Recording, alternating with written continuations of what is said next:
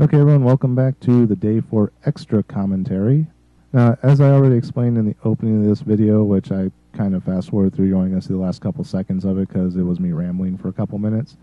This is footage that basically after we left the Venetian, we thought we were done filming for the day. We were just going back over to the main convention center because a couple people wanted to try and get a little bit of swag that they missed on the days that we were over there.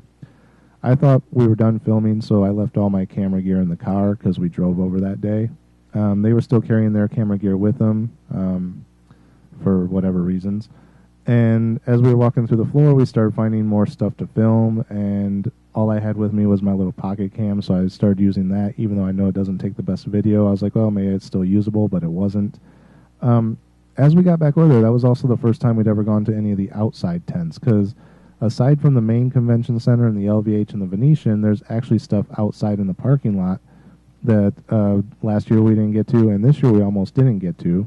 But as we were walking around, we were like, well, since we got a little bit of time to kill, everything's not closed up yet, let's go check out the outside booths. Again, there was more stuff out there that I wanted to film, didn't have the camera.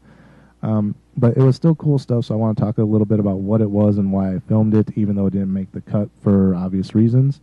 So let's go ahead and get into that now.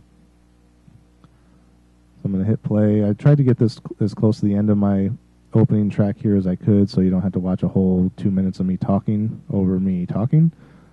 So hopefully this will switch over pretty quick here. Okay, so this was a company called Chang Chong, which, haha, make your racist jokes. So, the reason I was filming this, one, because I thought this archway was kind of cool. We walked past it the first day, or second day, but I didn't really film it, and I just wanted to get a quick shot of it. And then as we were walking down to the DTS, we cut through their booth and we saw this little display of this future city, I guess. And it's basically kind of trying to show like their lighting and power solutions. And like you saw little windmills there. They had a little rail car that was running around the thing. So yeah, it was kind of cool, and I'm sorry I didn't get better footage of it. But that's what that was. This was actually over at the Monster booth. These were the Monster Kids. They were the youngest DJs and breakdancers pretty much in the United States or the world. I'm not sure which. And Monster hired them all to come there and put on a little show. I think the DJ was only like 9 years old or something. The girl there was doing a head spin. So I think she was 11. And as she was doing her head spin during the rotation, she actually had a pen and a pad in her hand, and she was writing a note.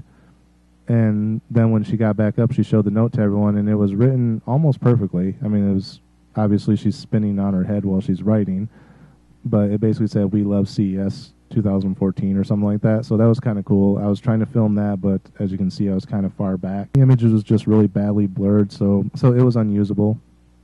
I did get one of their Monster Kids demo discs, so I still have to look at that, see what's on it. Maybe I can show a little bit of that without copyright issue. We'll have to see how that goes. Then around the corner from there was this car. Again, more cars at CES. I'm not a big car guy, but I can appreciate the beauty of a well-designed car, regardless of whether it has any new features over old cars or not. If it looks pretty, I can appreciate it. Speaking of cars that look pretty, we come to the DeLorean. This is when we got outside, and we were in front of this is in front of one of the amplifier. I think it's PV or one of those that does like amps and speakers.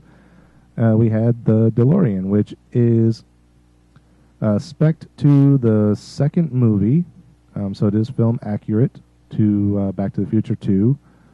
I don't know why no one ever does film accurate to Back to the Future 3 when he had to rebuild the transistor and it had the little wooden crate box on the hood of the car. Not sure why no one ever does that, probably because the one from the second one looks cooler. But yeah, so that was there. It's got the correct license plate. Okay, now this item, I'm going to pause real quick. Again, outside was the AMD booth. We went inside the AMD booth to see what they had. And what this little device is, you can't really tell by looking at it, is a desktop computer. Amazing, right?